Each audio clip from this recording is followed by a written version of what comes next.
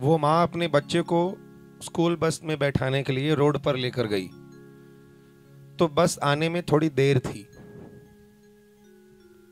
तो माँ ने सोचा कि जब तक बस आ रही है तब तक मैं क्यों ना अपने कुछ घर की संबंधित चीजें, बगल में दुकान है, ले लूं। तो बगल में किराना की दुकान थी। अपने बच्चे को दुकान के बाहर खड़ा करके और वो माँ अंदर जाके अपनी जो जरूरत की चीजें थी वो लेने लगी। तो ये जो बच्चा था ये चॉकलेट की जो एक भरनी थी उसको देख रहा था। दुकानदार ने देख लिया। दुकानदार ने कहा, बेटा क्या हुआ, तुमको चॉकलेट चाहिए क्या? तो ले लो। लेकिन उस बच्चे ने चॉकलेट नहीं ली। ध्यान देना, बहुत गूढ़ बात है। ये दृष्टांत से वेदांत के सिद्धांत को सिद्ध करने वाला दृष्टांत है। जब 2 बार दुकानदार जी ने कहा बेटा चॉकलेट ले लो, तब भी उस बच्चे ने चॉकलेट नहीं ली। तब तक उसकी मां आ गई।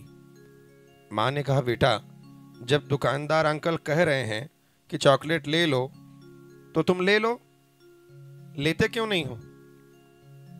लो।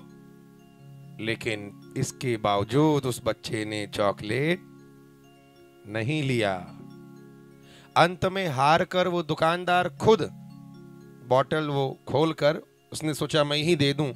जैसे ही दुकानदार खोल के देने चला तो इस बच्चे ने अपना बैग पूरा खोल के आगे कर दिया और कहा इसी में भर दो। वहां से जब बाहर आया रोड पर तो मां ने एक तमाचा खींच के मारा, एक झपड़। गाल इसकी लाल लाल हो गई, रोने लगा। मां ने कहा, क्यों रे? जब दुकानदार अंकल तुझे कह रहे थे चॉकलेट लेने के लिए तब तो तूने नहीं लिया, और तेरी धृष्टता तो देख,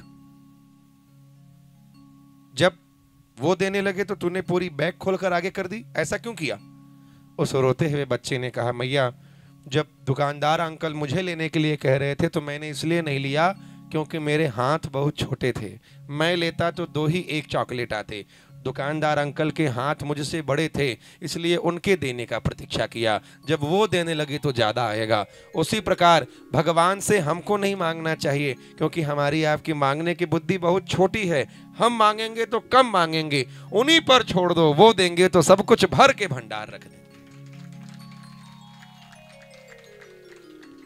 परमात्मा पर छोड़ दो, वो जब देंगे तो सब कुछ।